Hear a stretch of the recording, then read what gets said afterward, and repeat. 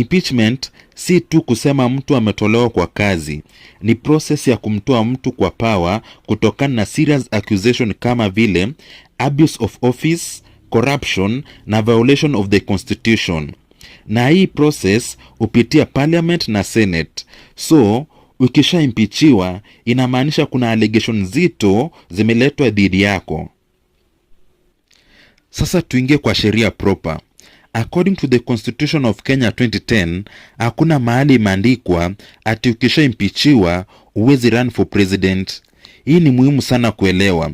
So technically, Rigathi Gachagua bado wako free kugombea 2027. Lakini Kenya si theory, kuna vitu zingine zinaingia. A man who can never betray his brother. Hapa ndiyo mambo inakuwa serious sasa. Kenya iko na kitu inaitwa leadership and integrity laws. Hii inaangalia character ya leader, past actions zake